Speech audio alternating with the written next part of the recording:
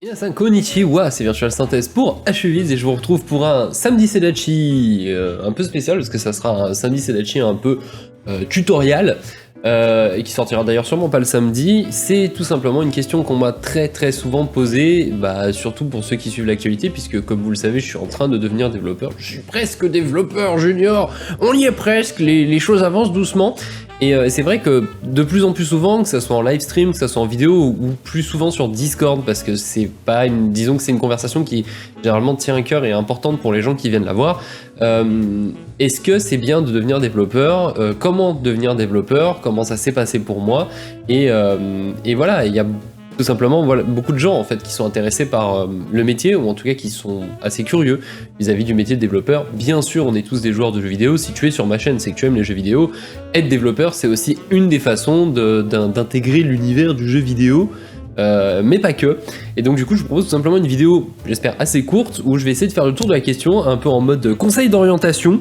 Je suis le conseiller d'orientation aujourd'hui. Si toi aussi, t'as ton prof de maths qui finalement n'a jamais vraiment travaillé, bon, prof de maths c'est un métier, mais n'a jamais travaillé dans le privé en tout cas, du coup, niveau conseil, vous savez ce que j'en pense, hein. C'est bien que les profs et que des gens essaient de vous donner des conseils, mais quand c'est des fonctionnaires, malheureusement, sachant que la plupart du temps on va travailler dans le privé, et du coup ils n'ont pas d'expérience du travail dans le privé, ils ont une expérience de spectateur, et ça fait une grosse différence. Quoi qu'il en soit, pour vous résumer très rapidement, si la vidéo marche bien, vous serez peut-être quelques-uns à tomber sur ma chaîne pour cette vidéo et donc vous ne me connaîtrez pas. J'ai commencé à développer, en fait, j'ai commencé à faire plus ou moins du développement, ou en tout cas de la logique algorithmique, quand j'étais en école primaire. En fait, sur Warcraft 2, il y avait un créateur de maps, j'avais trouvé ça génial, je passais tous mes week-ends quasiment à créer des maps. À l'époque c'était sous Windows 95, c'était quelque chose. Et pour moi le grand choc, ça a été la sortie d'internet. À l'époque j'étais tout juste au collège, les débuts du modem 56K, vous savez, le truc tu te connectes et après fallait gueuler pour que personne réponde au téléphone sinon ça te coupait la ligne, où j'ai commencé à vouloir faire mon site internet tout simplement. Bon, je vous cache pas qu'à l'époque, je suis pas allé très loin, je programmais vite fait du HTML dans Netscape, j'avais acheté des petits bouquins à l'époque qui permettaient de s'initier au langage, mais disons que voilà, c'était compliqué et il n'y avait pas toute l'aide qu'on peut trouver maintenant sur internet. Quoi qu'il en soit, de fil en aiguille, j'ai continué tout le temps à bricoler, bidouiller au fil du travail que j'ai eu en France et au Japon. J'ai été amené quelques fois à essayer de toucher directement le code, etc., mais sans jamais prendre le temps de me poser dessus. J'ai fini par être chef de projet web au Japon, revenu en France après pas mal de galères de taf. J'ai aussi une expérience de chef de projet en France, web toujours. Entre autres, si ça vous intéresse, j'ai participé au projet du site actuel de Ferrari, le site qui est sur auto.ferrari.com, si je dis pas de conneries. Donc voilà, mais entre autres, j'ai participé sur ce projet. C'est un truc qui s'est fait sur 3 ans, j'étais là que 6 mois. Donc voilà. Et du coup, ce qui se passe, c'est que ces derniers temps, ma carrière professionnelle, si on peut l'appeler ainsi, après un divorce, retour chez les parents, enfin, quand c'est le bout de ta vie, quoi, je me suis dit, ouais, ça va nulle part. J'aimais bien ce que je faisais, parce que je travaillais dans une école primaire avec des enfants, et j'ai vraiment kiffé bosser avec des enfants. Mais malheureusement, ça me satisfaisait pas, et j'ai toujours rêvé, c'est un rêve de gosse des développeurs. Et donc, je me suis dit, vas-y, fuck it. Je fous tout par la fenêtre, je me mets sur Open Classroom et je deviens dev web. Ce que j'ai fait, pendant 6 mois, j'ai passé, pour ceux qui connaissent la formation, je suis pas allé complètement jusqu'au bout malheureusement, mais j'ai fait une partie de la formation parcours dev web junior, je crois ça s'appelle, ça a sûrement changé de nom depuis sur Open Classrooms. Et arrivé à la fin de ça, je commence à chercher du travail et j'avais un énorme regret, c'est que je me suis dit c'est dommage d'avoir fait que du dev web, où c'était, on va l'avouer, un peu light. C'était vraiment du pur web, quoi. J'aurais pas pu appliquer ça à autre chose, à part peut-être un peu le JavaScript, mais sans plus. Et gros coup de bol, on m'a proposé un taf, mais sous la condition que je refasse une formation de vrai développeur, qui est chez la Coding Academy, qui est une branche de Epitech qui fait des formations de 3-4 mois, je crois, qui se termine par un stage, et après on est développeur, des vrais développeurs. Et donc du coup j'en suis au bout là, hein. Il me reste encore un mois à tirer, mais j'ai fait une grande partie du truc et ça commence déjà un peu à porter ses fruits. Donc voilà mon parcours, donc ça peut peut-être vous inspirer, je ne sais pas. Du coup, commençons par les choses importantes. Pour qui est cette vidéo? Tout simplement pour tout le monde. Je pense que tout le monde peut être développeur du moment qu'il a envie de le faire, tout simplement, que ça vous intéresse. Il n'y a pas de limite. Déjà, faut savoir ce qui est intéressant pour être dev, mais surtout ce qu'il va vous falloir comme compétence, parce que oui, être développeur, tout le monde peut le faire, mais il y a des prérequis, et encore une fois, c'est des prérequis que je considère à peu près tout le monde peut avoir, sauf si t'es l'abruti du village, mais normalement, tu sais pas utiliser Internet si t'es à ce niveau de débilité. Du coup, première chose, l'anglais. Alors quand je dis l'anglais, il y a beaucoup de gens, et d'ailleurs ça m'insupporte, parce que après, je suis peut-être un peu psychorigique parce que je parle couramment 2 langues, 3 langues si on compte le français. Peut-être, hein, je ne sais pas, je me rends pas compte, mais quand on me dit, moi l'anglais, je fais un blocage, je suis incapable de lire 3 mots en anglais, de comprendre quelque chose, ça me rend ouf, surtout quand vous êtes gamer, parce que je sais très bien que même si vous êtes nul à l'école en anglais, je vous rassure, c'était tout à fait mon cas. Bon, j'ai toujours été une bête en japonais, mais en anglais, non. C'est pas pour autant qu'à l'époque, la plupart des jeux en ligne n'étaient pas traduits en français comme maintenant, et il n'y avait pas de serveur français, donc si vous voulez jouer en ligne, il fallait parler anglais et te démerder. Donc ne vous fiez pas aux notes et à votre niveau d'anglais. À l'école, on apprend à étudier l'anglais intellectuel, mais c'est pas celui-là dont je vous parle. Je parle d'être simplement capable de vous démerder quand c'est écrit en anglais. Voilà, tout simplement. Donc c'est du vocabulaire, une pointe de grammaire, c'est tout. Mais voilà, il vous faudra de l'anglais tout simplement parce que toute l'aide que vous allez trouver sera essentiellement en anglais, les docs sont en anglais, le langage de programmation on utilise des mots en anglais, donc du coup voilà, il faut pas spécialement bien parler anglais, vous allez apprendre sur le tas, mais il va falloir faire l'effort de le faire, pas prendre un bouquin de grammaire, hein, juste mémoriser du vocabulaire, donc c'est très con, mais ne faites pas un blocage, voilà, vous en êtes capable, tout le monde est capable de parler anglais, cette langue est bidon, et en plus, c'est vraiment un niveau d'anglais minimum qu'il vous faudra pour vous en sortir, mais voilà, faites pas un blocage, vous pouvez le faire, faites-le. Deuxième chose, il faut être logique. Bon là, il n'y a pas de secret, de la vraie programmation, je parle, hein, pas à faire du HTML. C'est pas de la programmation, le HTML, putain, c'est du markup, c'est des trucs où il faut. La logique, c'est important, voilà, parce qu'il faut l'esprit logique, parce que la programmation, c'est basiquement, si t'aimes Professeur Layton, pardon, tu connais le jeu sur 3DS là, tu fais des trucs, c'est bon, tu as la solution, voilà. Ce jeu-là, par exemple, c'est de la pure logique, c'est-à-dire en gros, t'observes quelque chose, tu vas en déduire tout un tas d'hypothèses, tu vas essayer de les appliquer, et petit à petit, ça va faire son parcours de chemin dans ton cerveau, jusqu'à ce que tu arrives à la solution. C'est de la logique. C'est de ça que tu as besoin en programmation, et quasiment que ça en fait. L'essentiel des programmes, la programmation va vous demander de faire travailler votre logique. Après, il y a des habitudes qui viennent, mais au début, voilà, il va falloir beaucoup de logique. Donc, si vous êtes quelqu'un de logique et que vous aimez bien, par exemple, résoudre ce genre de trucs, des énigmes, des casse-têtes, etc., ça, c'est bon pour vous. Une autre chose qui est très importante, et d'ailleurs, c'est pas souvent qu'on le dit, il faut être patient. Parce que être développé, c'est pas comme dans les films déplacer la souris en tapant sur le clavier. C'est des fois on pisse des lignes de code, mais c'est généralement pas ce qui est le plus intéressant parce que ça veut dire que quand on pisse des lignes de code, on est dans sa zone de confort, on n'est pas en train d'un peu repousser ses limites. Ce qui est intéressant, c'est de résoudre les problèmes. Bah oui, parce qu'en fait programmer c'est beaucoup de debug, surtout au début. Après je sais pas, je suis pas encore expérimenté, mais j'ai toujours vu des développeurs même seniors généralement se confronter à des problèmes vachement compliqués.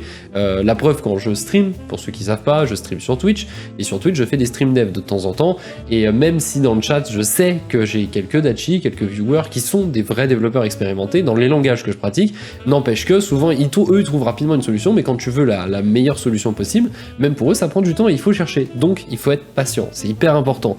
Et enfin, le plus important, soyez passionné par ça, genre ne faites pas ça par défaut, on va en reparler juste après pourquoi il y en a qui font ça par défaut. La passion c'est important, tout simplement parce que ça sert à rien de se lancer dans un métier pour X raisons si au final ça va vous saouler alors qu'on a encore plein de choix et qu'il y a, même dans l'informatique en règle générale, il y a plein de choses vachement différentes finalement qui peuvent plus vous plaire les unes que les autres. Le dev c'est vraiment un bonheur, mais il faut vraiment être passionné par ça, il faut vraiment avoir envie de le faire, il faut pas se forcer sinon ça peut, je pense, vraiment vous pourrir la vie. Après je sais pas, moi j'ai toujours rêvé d'être développeur, je suis très content. Du coup, ouais, j'ai des notes, t'as vu, j'ai bien préparé la vidéo et je ferai uncut parce que je suis une machine. Du coup, pourquoi devenir dev? Pourquoi ce métier? Pourquoi tout le monde en parle? Pourquoi tout le monde est si curieux à propos de ce métier? Bon, la première chose, ne le cachons pas, on est en France, les Français sont très pragmatiques et l'argent est roi. Il y a du taf, c'est un des métiers qui recrute le plus en France et un des métiers qui recrute le plus dans le monde. C'est un métier qui paye bien, et si vous arrivez à monter jusqu'à senior, franchement, ça paye vraiment bien, sachant que c'est quand même disons un taf assez straightforward, parce que finalement tu viens, on te demande de faire un truc, tu le fais, ça marche, à faire classer, tu rentres chez toi. Donc il y a du travail, il y a un bon salaire, c'est pas très dur de trouver, vous serez étonné de savoir, une fois que vous aurez commencé à mettre votre GitHub en place, que vous aurez 2-3 contacts et que les gens seront un peu conscients de ce que vous êtes ou pas capable de faire en dev, vous allez être étonné de voir comment on vient vous chercher C'est un truc de ouf. Même moi, on vient me chercher. J'ai même pas fini ma formation. Je suis une bite. Mon GitHub est dégueulasse. Il y a pas de mes projets qui marchent. On peut pas le compiler. Et bah les mecs ils viennent te voir quand même. Ils font, ouais, j'ai vu votre truc, GitHub, tout. Je cherche du travail. Tu veux combien? Voilà. Donc c'est quand même assez cool quand on vient d'un domaine où c'est pas comme ça et on vient pas te chercher et c'est plutôt à toi d'envoyer 150 CV pour avoir 2 réponses. Enfin bon, aussi un truc qu'on m'a fait remarquer, c'est que c'est un métier utile. On en parle de plus en plus, il y a de plus en plus de gens qui disent avoir l'impression que leur métier est inutile, souvent des gens qui font des métiers de bureau, et qui généralement vont se retourner vers un métier, disons, plus tangible, on ressent plus l'utilité directement. Je pense beaucoup à ces gens qui du jour au lendemain décident d'ouvrir un restaurant ou de devenir fleuriste ou ce genre de choses. Voilà, c'est un retour à voilà ce que je fais, il y a un savoir-faire et j'applique un savoir-faire. Et beaucoup de gens, enfin vraiment vivent très mal le fait d'avoir un métier qui devient tellement abstrait, comme les métiers du management par exemple, où du coup ils ont finalement l'impression de servir à rien et surtout apparemment. Encore une fois, je cite je sais pas quel article m'avait parlé de ça, mais j'en ai lu plusieurs comme ça.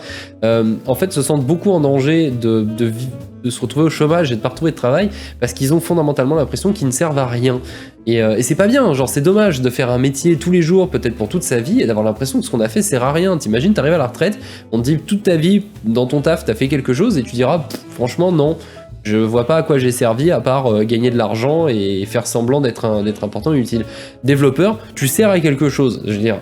Dans n'importe quoi que tu fasses, en fait tu deviens utile pour tout le monde, de un, parce que généralement tu te démerdes pas mal en informatique, donc tu dépannes toute la famille, on a l'habitude, mais même parce que tu es capable de fabriquer quelque chose, de produire quelque chose. Dans le monde où on est aujourd'hui, tout est informatique, on utilise on utilise une centaine de programmes chaque jour, même ta machine à laver elle est programmée, la mienne elle est programmée en Java d'ailleurs, ce qui est super amusant, il y a une clé, il y a un port USB dedans.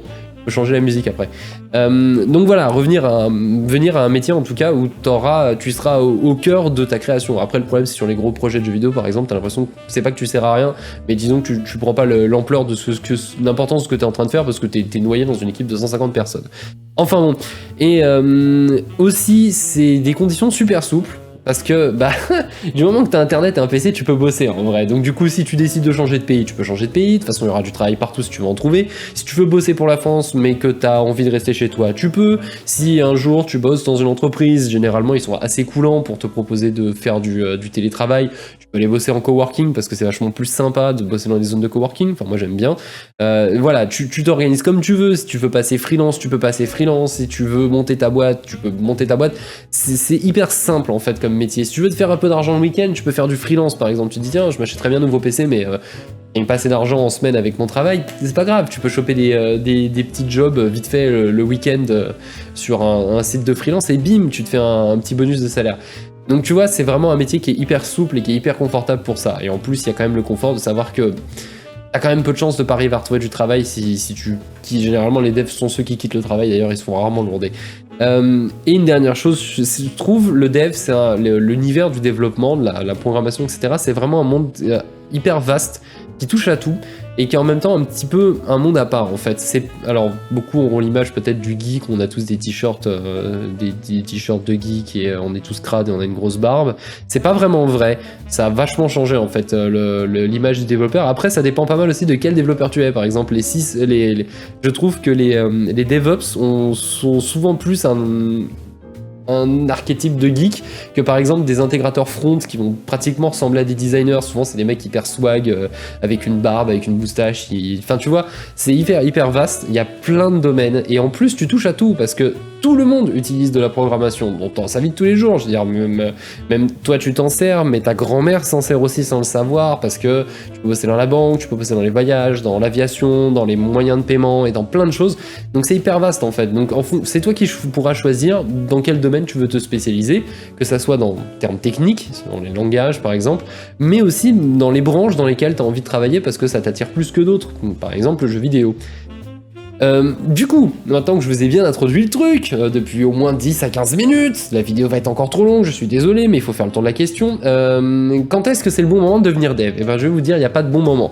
J'ai vu des gens à 60 ans se mettre à développer parce qu'ils s'ennuyaient pendant leur retraite et qu'ils avaient envie de s'y mettre.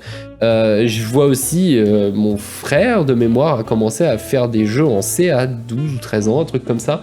Et je sais que ma mère, qui est enseignante, il y a du Scratch. Et donc elle donne des cours de Scratch à des enfants. Scratch, vous chercherez sur internet, c'est comme un Scratch, je crois, le Scratch de chaussures. C'est un petit programme inventé par des mecs du MIT pour initier les enfants c'est pas vraiment de la programmation, c'est plus de l'algorithmique. Mais enfin bon, c'est un début de langage de programmation. Donc c'est toujours ça, il n'y a pas de bon moment. Si vous êtes curieux et intéressé, je crois que j'ai même vu des Canadiens commencer à faire des concepts d'algorithmique et de programmation dès l'école maternelle. Donc c'est toujours possible. Après, bien sûr, à différents niveaux, tu vas pas coller un gamin de devant sur du Java. Mais s'il y arrive, c'est une machine de guerre, genre, vends-le. mais non, il n'y a pas d'âge. Genre, si ça vous intéresse, vous êtes curieux, essayez, que ça soit pour un hobby ou pour en faire votre métier, qui sait, ça peut bien se mixer. Du coup, là, c'est la question qu'on me pose souvent. Mais alors, comment on devient développeur et qu'est-ce que tu conseilles? Alors, de 1, et n'étant même pas encore développeur junior, je vais pas non plus être trop tranchant, je vous donne mon avis de ce que j'ai vu, parce que j'ai quand même été chef de projet web avant, et j'ai fait plusieurs projets web, donc j'ai un peu vu comment ça se passait, mais j'étais pas dedans, hein. J'étais le mec au-dessus, si tu veux. Moi, je touchais pas aux lignes de code. Il y a plein de moyens, en fait, de faire de la programmation. Tu peux rentrer dans des écoles privées, tu peux faire en UT, tu peux faire en DPS, en BTS, pardon. Tu peux le faire à la fac, et aussi tu peux le faire en solo, ce que j'avais commencé à faire à la base, puis Open Classroom, puis Coding Academy. De ce que j'ai vu, et en tout cas des expériences, des échanges que j'avais avec les Dachi, finalement, je pense que les formations les plus enrichissantes et qui quand même te donnent un diplôme, parce que on est en France et le bout de papier c'est important, c'est quand même les IUT. Parce que sans déconner, en IUT, les formations ont l'air super bien foutues en développement, et généralement les mecs qui sortent d'IUT sont vraiment des bons développeurs, et l'IUT c'est 2 ans si je m'abuse, donc c'est vraiment des gens qui s'en sortent bien.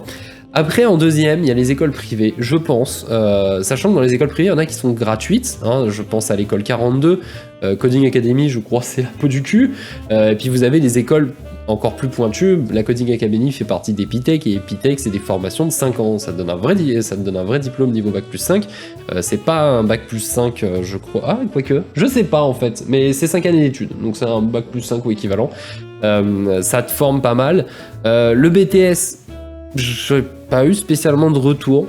Donc j'ai un pote qui a fait un BTS d'informatique, si je m'abuse, mais de mémoire, je l'ai jamais vu programmer ou coder des trucs, donc je sais pas, j'en ai jamais parlé.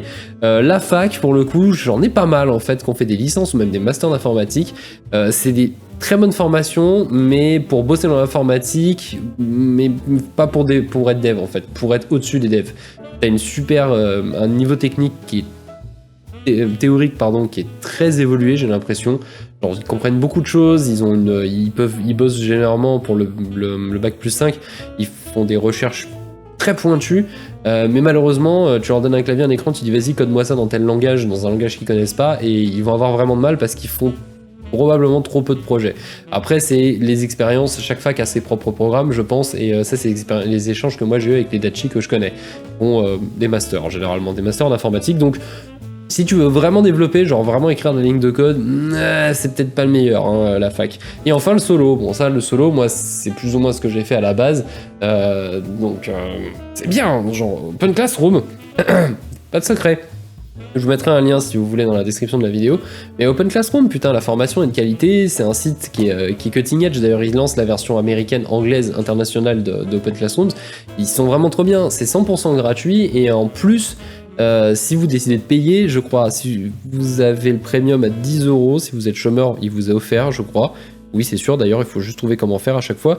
Et pour 90 € par mois, vous pouvez passer des certifications si vous voulez plus ou moins prouver de quoi vous êtes capable. Et surtout, ce qui est important, si vous payez 90 € sur la formation Open Classroom, c'est bien d'avoir les cours, c'est bien d'avoir accès au parcours, mais ce qui est le plus important, c'est les projets.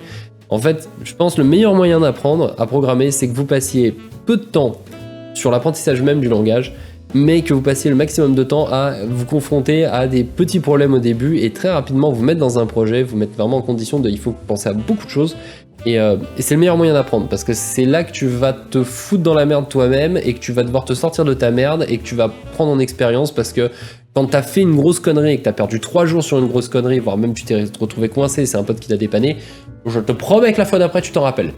et que du coup t'as pas mal appris parce que t'as lu plein de trucs sur internet pour essayer de te dépanner. Donc voilà, pour la partie solo. Après il y a des sites américains, il y a Udemy, et il y en a un autre dont j'ai oublié le nom, qui sont pas mal non plus, mais là pour le coup, faut vraiment que vous soyez à l'aise en anglais, parce que les cours sont vraiment en anglais, et souvent c'est payant, mais pas tous, et vous avez aussi des formations bien spécifiques par certaines boîtes. Amazon vous propose des formations sur AWS, mais là ça devient un peu pointu, il faut déjà que tu sois dev avant de commencer à taper dans des trucs comme ça. Alors, selon moi, encore une fois. Donc voilà, mais le plus important, je pense, c'est que vous ayez des projets. C'est-à-dire, genre vraiment, faites des choses de bout en bout, des gros trucs, et vous serez surpris si votre formation est de qualité. Parce que moi, finalement, j'ai 4 mois de formation, et j'arrive quand même à faire des trucs que je me dis, putain, il y a 4 mois, j'aurais jamais imaginé faire ça en si peu de temps. Mais surtout, ouais, le mode projet, c'est bien. Genre, ça te permet de confronter ce que tu penses savoir faire et ce que tu as envie de faire avec tes compétences, et ça te permet de prendre en compétences en plus. Donc c'est vraiment pas mal, et puis c'est agréable, je veux dire, développer c'est faire fabriquer les choses, donc c'est agréable de vraiment fabriquer quelque chose plutôt que de faire des petits exos à la con pour afficher un message dans la console par exemple. Mon conseil maintenant, je vais parler surtout, bon, si vous êtes dans une école, démerdez-vous, l'école est censée faire son taf et vous serez formé, il n'y a pas de problème. Je pense surtout à ceux qui vont faire les formations en solo, parce que vous avez l'air très nombreux à vouloir tenter l'aventure d'abord en solo, pour ensuite voir éventuellement rentrer dans une formation ou ce genre de choses. La première chose à faire, il faut savoir se faire aider, il faut avoir la possibilité de se faire aider. C'est important, genre... Aucun développeur ne s'est sorti de toutes les situations difficiles au début tout seul.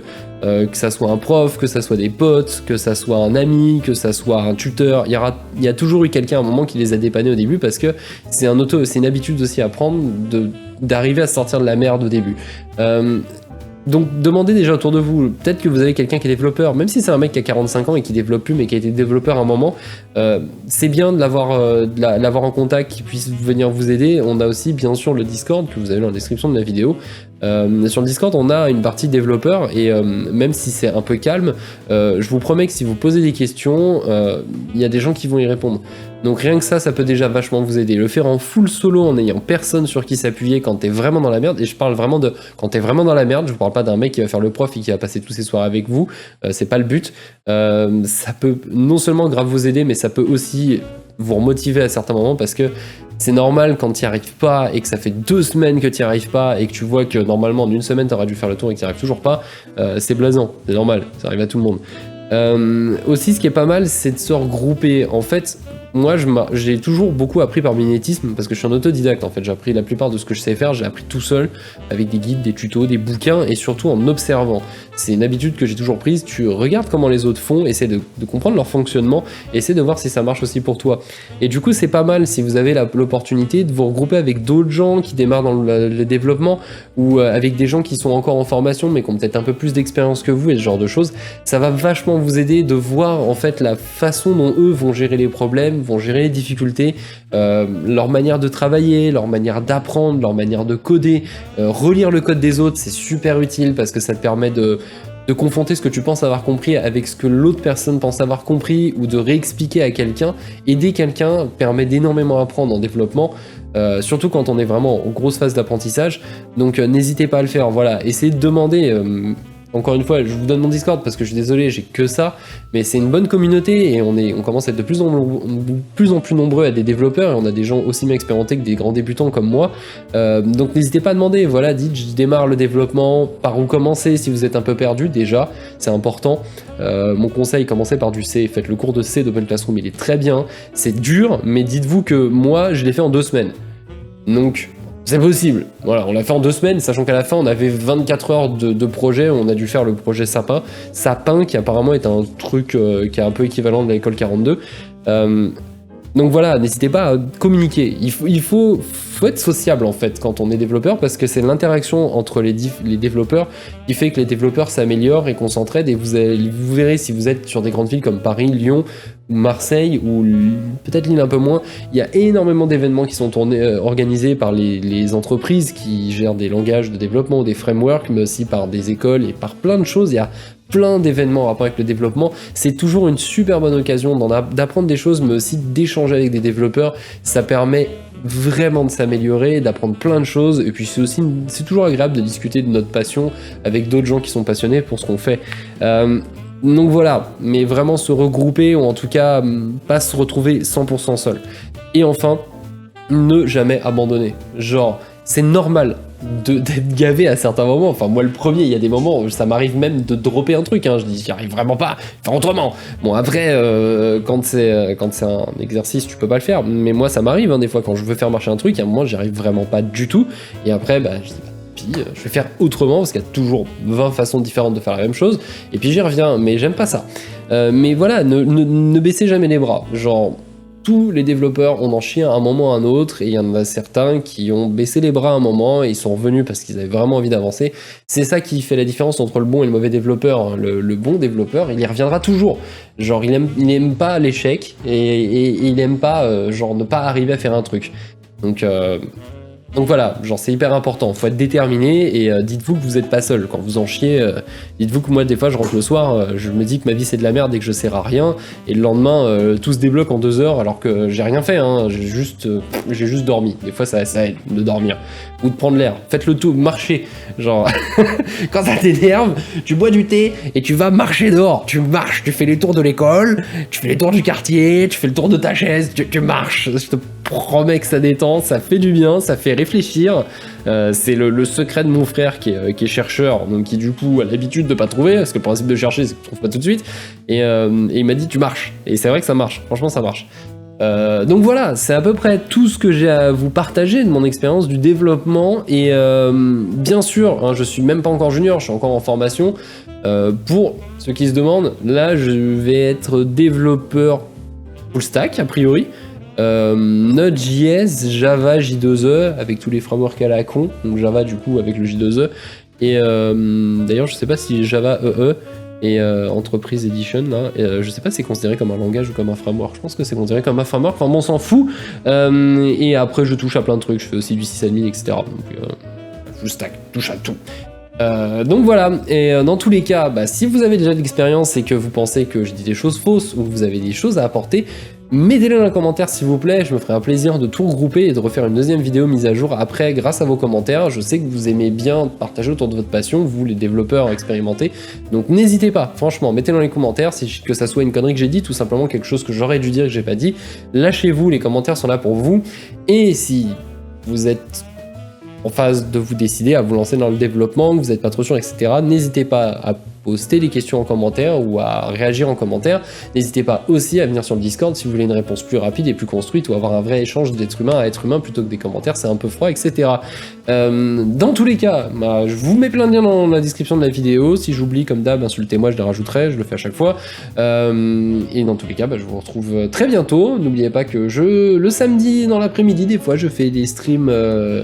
les stream dev, donc n'hésitez pas à venir jeter un oeil si vous êtes curieux. Et jusque là, eh ben, je vous souhaite une bonne soirée et bon courage à ceux qui se lanceront dans la programmation. Vous verrez, c'est cool, c'est cool, mais pas au début. Au début, c'est toujours pas cool. C'est cool quand ça commence à faire des trucs cool. Voilà. Allez, je vous dis à très bientôt. Ciao!